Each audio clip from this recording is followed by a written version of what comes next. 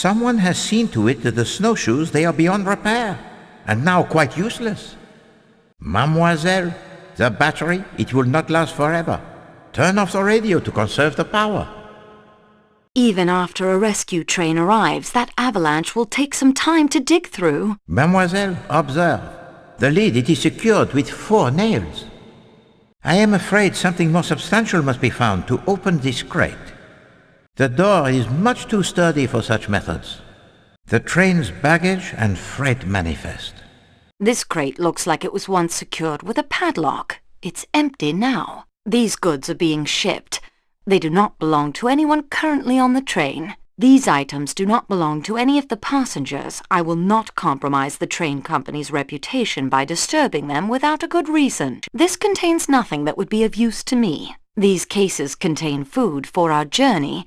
I hope there is enough to last until we are rescued. It looks like these contain vegetables, which comes as a bit of a surprise considering Klaus's penchant for flesh. Food for the journey. I will not disturb it. I don't want to risk Klaus's temper. The nails were loose. Peculiar. Well, what do we have here? I'd better put the lid back on for appearances. It's a makeshift bed.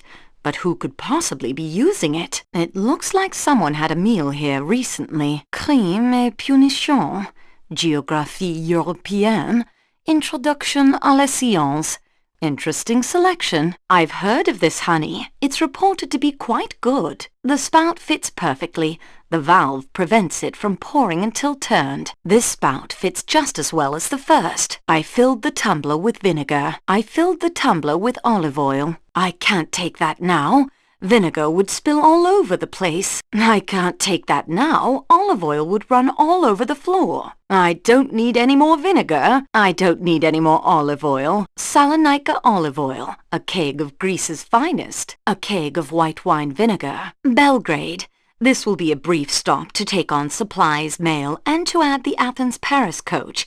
There will be few, if any, passengers in this weather. If I go that way, I may find myself helping to couple the Athens-Paris coach to the train. Belgrade Station. Not quite the splendor of Suchet, but it is practical and serves its purpose well. The fountain looks rather forlorn in this weather. Locked, as I'd expect once the Athens-Paris coach attendant and any passengers are on board. The architecture of the station is unremarkable, to say the least. The attendant I saw boarding the restaurant car came through this gate. I suppose that woman was seeing him off. The engineer and firemen are keeping the steam well up. The baggage and freight are stored here, barely protected from the elements. Mademoiselle hopes to carry the cast in her pocket, perhaps. But surely her body heat would melt it. Unfortunately, the batter in its solid state no longer fits in the mixing bowl. My body heat will melt it. I must find something to pick it up with. Throwing yourself from the cliff would not aid Poirot in his investigations, mademoiselle. The student of crime gives up on the case so easily? Mademoiselle, observe, if you will, the 400-foot precipice you are about to step over. Reconsider, s'il vous plaît. Take care, mademoiselle. The snow, it may overhang the precipice and give way beneath you. Not at all like the handkerchief found in the room of the man who was murdered. The notorious scarlet kimono in your bag, mademoiselle. Well, of all the nerve. Mademoiselle, you already have his teeth. What more could you desire?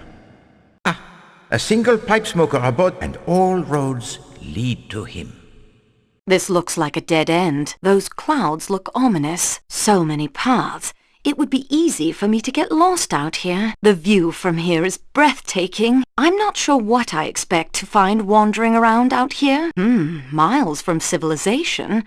Perhaps it belonged to a shepherd. An antique stove. I haven't seen one of these in years. I can't loosen the pipe with my hands. Princess Dragomírov's parasol. I fear the padlock. It is far too sturdy for the hammer. One of the bars appears to be quite loose. Would you not say so, mademoiselle? Mademoiselle, the tracks that you follow end here at the hut. You have reached your destination. The most generous of kidnappers. Are all your belongings restored to you? The most generous of kidnappers. It appears that all of your belongings are restored to you.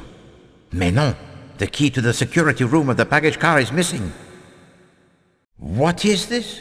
A second passkey? So, the mystery of how a murderer may pass through the locked doors? It is now explained.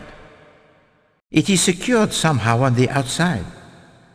Oh, the gap in the bars is too small to crawl through. Perhaps if you found something to stand on, you could see more from the window. It is far out of your reach, mademoiselle. But there is nothing for the parasol to hook. A hut out here in the middle of nowhere. A shepherd's hut. Probably only used when the snow it is gone and he brings his sheep up to the high pasture.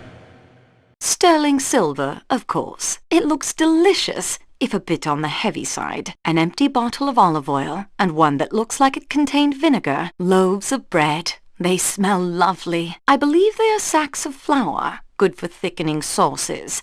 And judging by last night's sauce, Klaus will get through both sacks before the trip is through. Such a cramped kitchen! I can't imagine how Klaus puts up with it. I'd better close this. I wouldn't like to waste fuel. No, the snow. It is much too deep to cross without the snowshoes. A street market has sprung up around Suchet station. The market offers brightly colored handmade goods, and the air is filled with the scent of exotic foods and spices. Vegetables from the surrounding countryside, carrots, potatoes, eggplant, and okra. This merchant sells Iznik tiles, famous for their beauty the world over. He appears to be quite taken with the view of the Bosphorus. This stall displays intricately hand-painted Kataya bowls.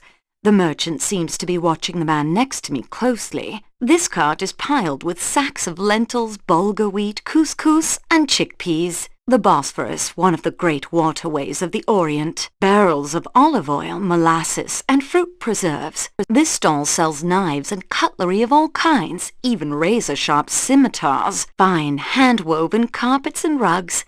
They look as if they truly might be able to fly like Aladdin's fabled carpet. Fine hand-woven carpets and rugs, buckets of dried figs, apricots, dates, raisins, and mulberry. St. Sophia, Byzantine architecture at its most magnificent. Once a Greek Orthodox church, now a mosque. There are plans to convert it into a museum in a few months. Suchet Station, one of the most beautiful in all the world. Every time I come to Suchet, its beauty leaves me speechless. It is almost difficult to believe such an astounding structure serves as a train station.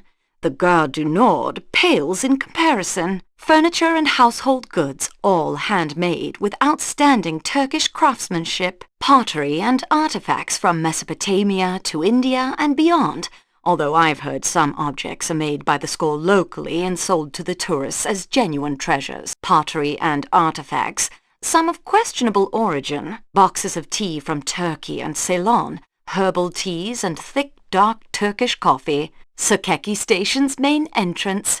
Every time I pass through these doors, I feel the call of adventure. Suchet Station's main entrance. Marble floors, barely worn by the feet of thousands of passengers. Intricately painted scenes from Turkey's past adorn the windows. Suchet is more than a train station. It is a work of art, all its own. Royalty, the rich and famous and infamous, have all walked these halls. Suchet Station was built in 1890 so that passengers could arrive and depart in luxurious surroundings worthy of the Orient Express. A beautifully crafted mosaic of a ram in full gallop suggests the power of the locomotive's engines. A hawk soaring in flight suggests the speed and gracefulness found in the Orient Express. That door is the gateway to all of Europe. Posters of Istanbul's attractions welcome arriving passengers. I packed so quickly, I hope I remembered everything. The Orient Express. Supplies for the train so that passengers will have every comfort. Passengers' baggage. I confess I've always wanted to peek inside, to share the lives of my fellow travelers, but I doubt I'll ever have the opportunity. Passengers' baggage.